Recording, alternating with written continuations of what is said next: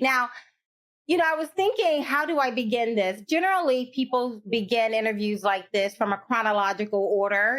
Tell me about your earliest memory, but I'm gonna do it in reverse a little bit because I have a very pressing question that I think a lot of people are thinking, especially life is hard, life is real and challenging. And I think you can provide a lot of insight. And as I look on the outside, looking into your life, obviously from 2020 election on, you have perhaps sacrificed as much as anyone I know.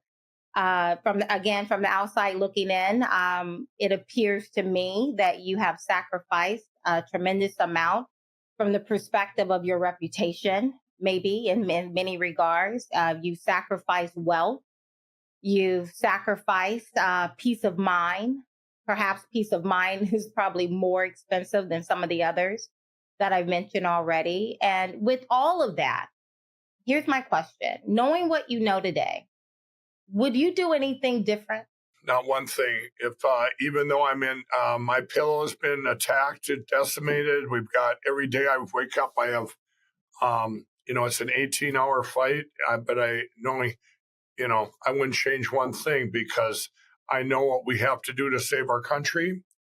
And I will never, I can't unsee what I've seen.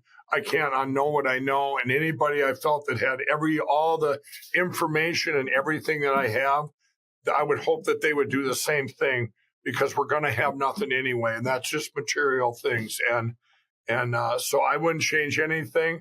I don't have any regrets. Do I wish that things could happen sooner? And I said at one point, if you Google the word patience, you don't see my picture, okay? No. No, but I've had to learn that. I've had to learn that we're on God's timing, not my timing. And this is, as we move forward, a month goes by, then a year goes by, then more. I can look back and say, wow, that stuff had to happen just the way it did. And if things would have been, when you talk about elections, if things would have been overturned back then to, let's say, to Donald Trump, we would have lost our country forever based on what I know now.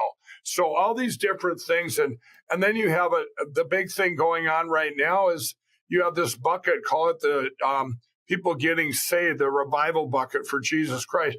You have people pouring into that from all sides because things are looking so bad out there. People are feeling hopeless. They don't turn to God when things are going great physically here on when we're here on earth. So I wouldn't change a thing.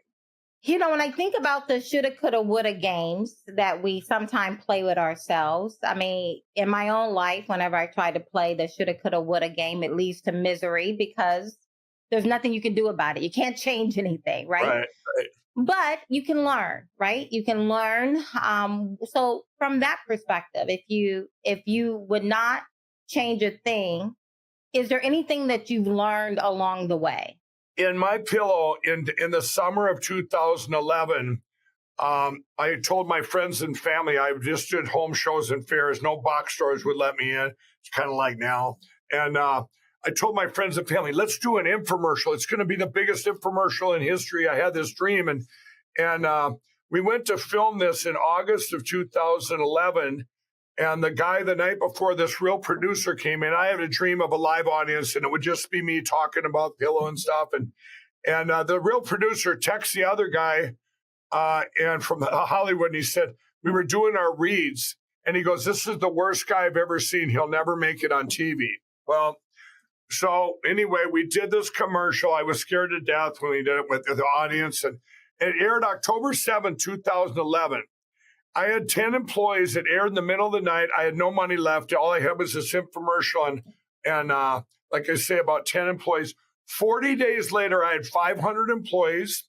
I was the number one infomercial in the world in December of 2011.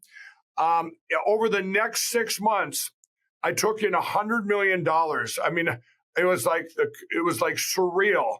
But when the dust cleared in May of that year, and I didn't use the bank, so I had all these vendors and stuff that owed, and I owed $6 million. And I'm going, God, what did I do wrong? What did I do wrong? And I'm and it was just praying for, could I have a redo? What, everything. I put so much trust in other people and stuff. Well, I'm going to make that part short, and I'm going to say what I did from 2012 then over the next 2 years, we pulled everything in-house. Everything I pulled in-house, and I learned from 2012. Wow, what if I tracked every commercial like it was my own commercial? What if I brought this in-house and did it the way I think it should have been done?